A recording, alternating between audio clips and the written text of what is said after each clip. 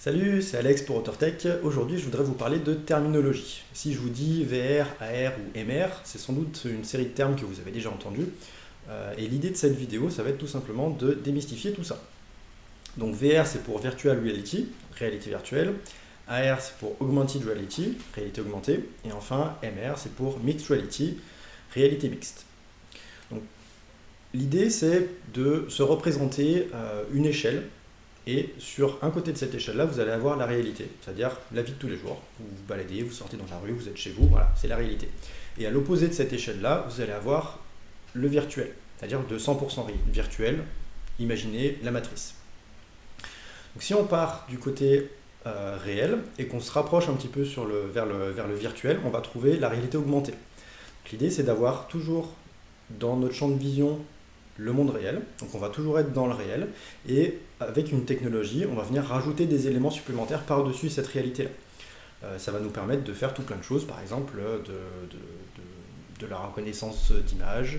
Vous avez dans certaines voitures des affichages tête haute qui vous projettent sur votre pare-brise, par exemple, des informations, genre votre GPS ou ce genre de choses. Voilà, avec des lunettes, vous pouvez également, du genre des HoloLens, vous pouvez voir des éléments supplémentaires. Donc voilà, l'idée c'est d'avoir toujours la vision sur la réalité et de venir superposer par-dessus des éléments virtuels. Donc on va avoir de la réalité augmentée.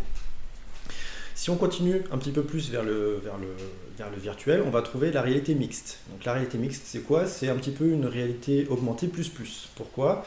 Parce qu'on va pouvoir toujours rajouter des éléments virtuels par-dessus le réel, mais ces éléments-là, en fait, ils vont être impactés par le réel. Et c'est là que ça devient plutôt intéressant.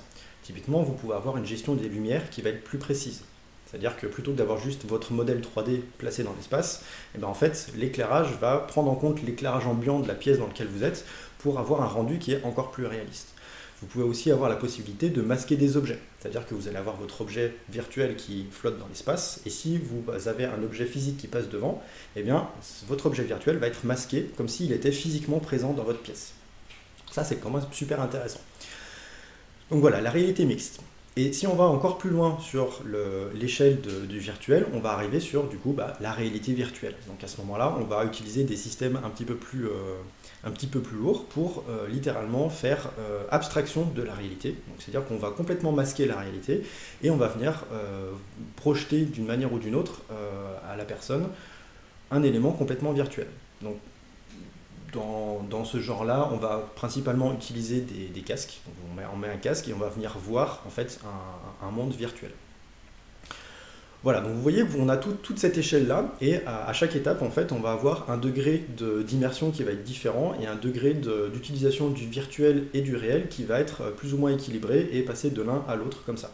Et selon les projets que vous allez avoir, l'un peut être utile, l'autre peut être plus pertinent, et ainsi de suite.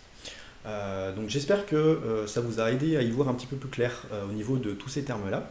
Si vous avez des questions, n'hésitez pas à les poser en commentaire, je me ferai un plaisir d'y répondre. Et d'ici là, prenez soin de vous et surtout, pensez à vous abonner. Allez, à bientôt!